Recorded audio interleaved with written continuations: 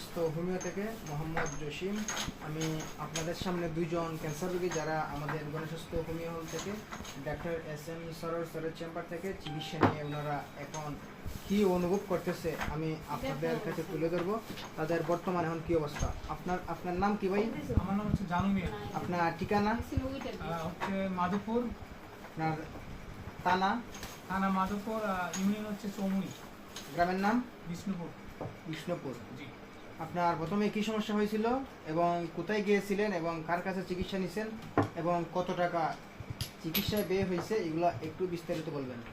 আমি প্রথম চিকিৎসা নিয়েছে ঢাকা সরল দিকে। জি। সরল দিতে প্রায় 3 মাসের মতো ছিলাম। তারপরে হচ্ছে এই উত্তরা যে আপনার কি বলে এই cancer Ahsania mission cancer hospital. আপনার কি সমস্যা ধরা পড়ছিল ওখানে? Rectum cancer. জি।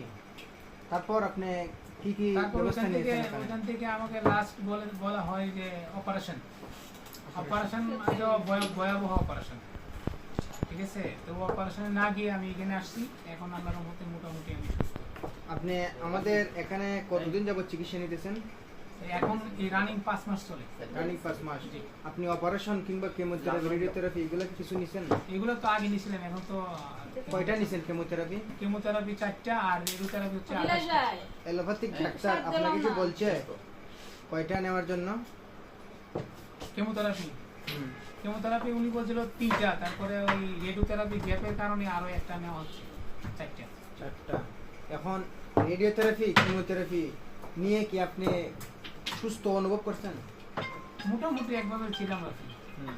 তারপর আপনি টেস্ট করছিলেন, টেস্টে কি রিপোর্ট ভালো আসছে? টেস্টে রিপোর্ট নাই, ওরা বলছে যে অপারেশন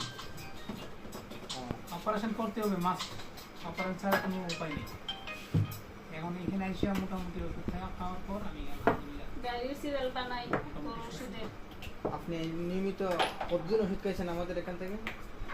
এটা এখন এটা 5 মাস চলে, 4 মাস শেষ।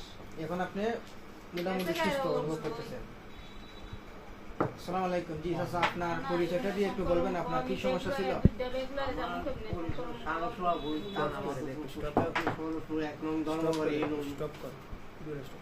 আচ্ছা, এখন একটা ভিডিও হরে তোমার খানিতে যাইতেছে না।